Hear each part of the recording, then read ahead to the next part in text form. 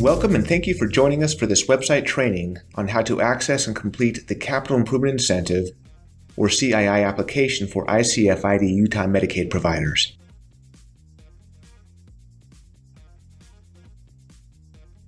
This training will cover how a provider can find information regarding the CII program, including rules and the state plan governing the program, how to complete the CII application, and how to submit the application. To access the website containing the instructions and applications for the CII, please see the training video titled BCRP Resources or visit medicaid.utah.gov.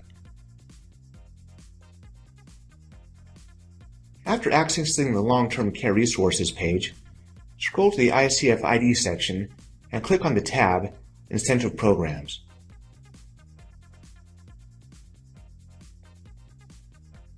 Scroll to the Capital Improvement Incentive section and click on the CII Introduction Letter link. This will take you to a general letter discussing the CII program, including a link to the Utah State Plan, Attachment 4.19-D, and a graph detailing the base maximum allowable incentive for each ICF-ID facility. Keep in mind, the Utah State Plan Attachment 4.19-D is the definitive source of information for the CII program.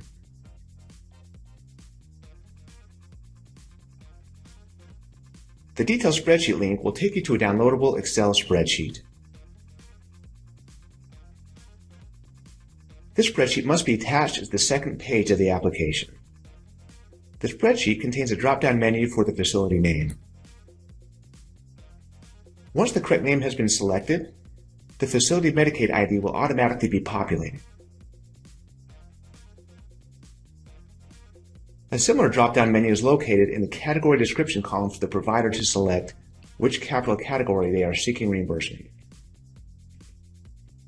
In this case, the category description would be identified as building equipment as defined in Publication 15-1, Chapter 1, Section 104. Enter a brief description of the item, invoice number, check number, and check date in the appropriate columns as well as the purchase amount. If desired, a provider may seek reimbursement for only a percentage of an included item. In that scenario, enter the percentage of the overall amount that is being requested. For example, if an item costs $2,000, but the provider only wants to submit for half, the provider would document 50% in the allocation reduction column.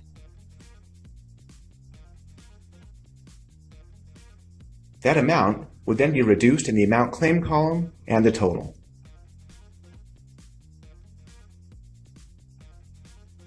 Save the spreadsheet as a PDF and attach it to the application packet.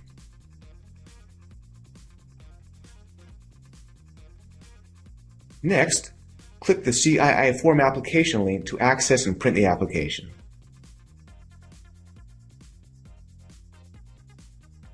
Next, fill in the information. Check the applicable boxes identifying the capital area for reimbursement, attach the required documentation, and attach invoices or proof of purchase and verification of payment. The total amount of reimbursement being requested must be included and must match the documentation provided. The documentation must be arranged in a manner that facilitates audit of the submitted documentation. If the amount is left blank, it will be assumed that the amount is zero. Ensure the Medicaid ID is current and that the application is signed and dated. Medicare ID or NPI numbers will not be accepted.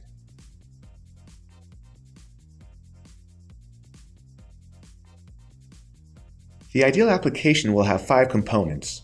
1. The application form. 2. The detailed spreadsheet. 3. Documentation validating the purchase meets the criteria of capital as defined in Publication 15-1. 4. A detailed description of how the capital item may support an individual's right to privacy, dignity, respect, or autonomy. And 5. Proof of purchase and installation. A good application will look like the following example. All information on the main application is complete and legible. The capital threshold line is noted and should match your facility's policy. The capital threshold is the minimum dollar amount required for an item or purchase to meet the definition of a capital item. Each area for which the provider is seeking reimbursement is marked. In this example, the provider is asking for $8,478 to be reimbursed. Checks or proof of purchase totaling any other amount will be reason for rejection unless clearly documented.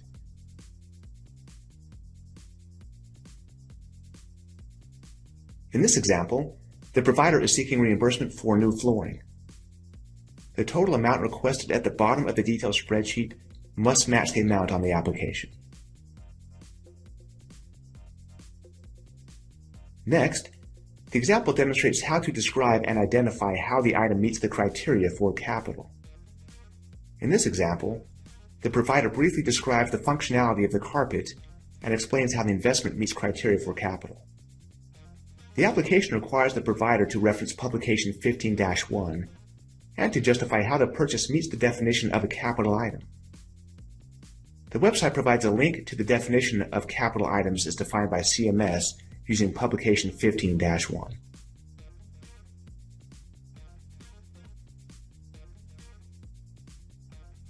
In this example, carpet meets the definition of building equipment as it is an attachment to the building but has a shorter life expectancy than the life of the building to which it is affixed.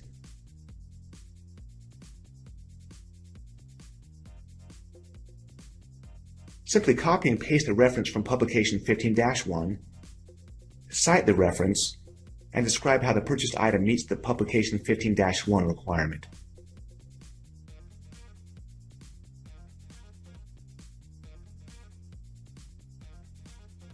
Next, the example describes how the item may support an individual's right to privacy, dignity, respect, or autonomy.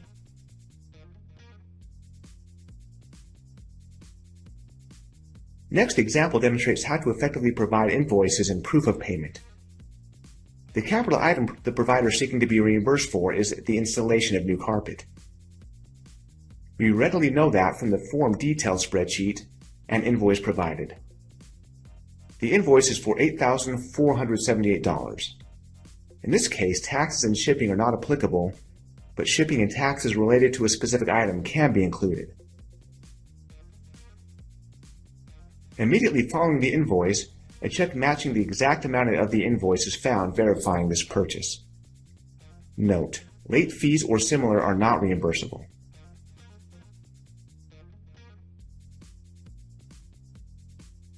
As noted on the application form, except the facility's final application, applications must be for at least 25% of the facility's base maximum allowable reimbursement, or the application shall be returned to the provider.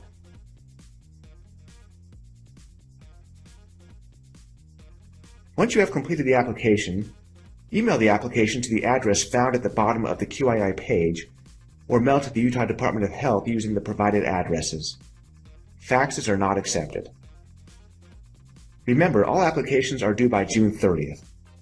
For applications received and reviewed by division staff prior to the annual submission deadline, if the application is incorrect or lacks sufficient supporting documentation, then the application shall be denied. If it is received prior to the annual submission deadline, the provider may submit a subsequent application that includes all needed supporting documentation for consideration. For applications received prior to the annual submission deadline and reviewed by the division staff after the annual submission deadline, then the provider's application may be considered for qualification of a reduced amount, where possible, based on the submitted documentation. In all cases, no additional applications, documentation, or explanation will be accepted if submitted after the annual submission deadline. The QII reimbursement team is unable to provide review of draft submissions. Therefore, facilities are strongly encouraged to have their applications peer-reviewed prior to submission to help ensure the application is correct and complete. The state plan and rule governing the CII program can be found by clicking on the Additional Resources link on the main BCRP page.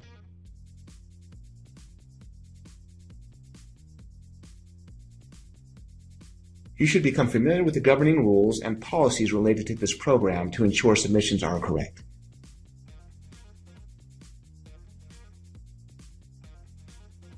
If you have additional questions about the CII program, or completing an application for reimbursement, please visit the website displayed on your screen, email the QII team, or call the BCRP main line. Thank you.